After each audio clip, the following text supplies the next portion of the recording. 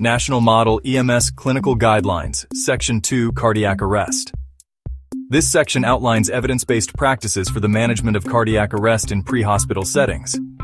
Key priorities include early recognition, initiation of high-quality CPR, rapid defibrillation when appropriate, airway management, timely administration of medications, and consideration of reversible causes. Adult cardiac arrest, non-traumatic. The management of adult cardiac arrest emphasizes immediate initiation of high-quality CPR with minimal interruptions. Compressions should be at a rate of 100 to 120 per minute and a depth of at least 2 inches, allowing full chest recoil. Early defibrillation is critical for shockable rhythms such as ventricular fibrillation or pulseless ventricular tachycardia. Shock should be delivered as soon as possible, ideally within 2 minutes of identifying the rhythm. If an AED is used, follow its prompts. For advanced providers, manual defibrillation is preferred when available. Epinephrine should be administered 1 mg intravenously or intraosseously every 3 to 5 minutes, starting after the second rhythm check for non-shockable rhythms and after the third shock for shockable rhythms. Consider advanced airway management if basic airway maneuvers are not sufficient. Endotracheal intubation or a supraglottic airway may be used, depending on provider training and patient condition. Use capnography to confirm proper placement of advanced airways and monitor the effectiveness of CPR. An end-tidal CO2 value of less than 10 millimeters of mercury after 20 minutes of CPR is associated with poor outcomes. Continue resuscitation with rhythm checks every 2 minutes, rotating compressors, and delivering medications as indicated. Consider the reversible causes of cardiac arrest, known as the H's and T's: hypovolemia, hypoxia, hydrogen ion, acidosis, hypo or hyperkalemia, hypothermia, tension pneumothorax, tamponade, cardiac, toxins, thrombosis, pulmonary or coronary, and trauma. Termination of resuscitation may be considered after full advanced cardiac life support protocols have been followed for 20 minutes or more without return of spontaneous circulation and no identifiable reversible cause. Local protocols and medical direction must be followed. Pediatric cardiac arrest. Pediatric arrest management focuses on high-quality CPR and age-specific considerations. Begin CPR immediately with a rate of 100 to 120 compressions per minute and a depth of at least 1/3 of the chest's anterior-posterior diameter. This is about 1.5 inches for infants and 2 inches for children. If a trained provider is available, use manual defibrillation.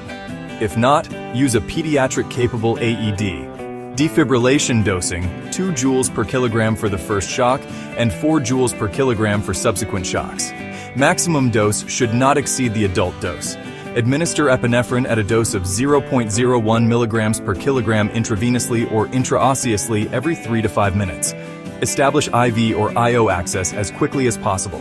If IV access is not feasible, go intraosseous.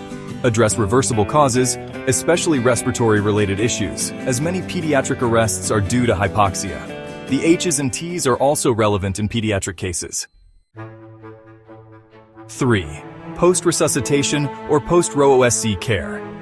Once return of spontaneous circulation, or ROSC, is achieved, secure the airway, support ventilation, and maintain oxygen saturation greater than 94%. Avoid hyperventilation and keep end-tidal CO2 between 35 and 45 millimeters of mercury. Treat hypotension aggressively to ensure adequate perfusion. Aim for a systolic blood pressure greater than 90 millimeters of mercury in adults.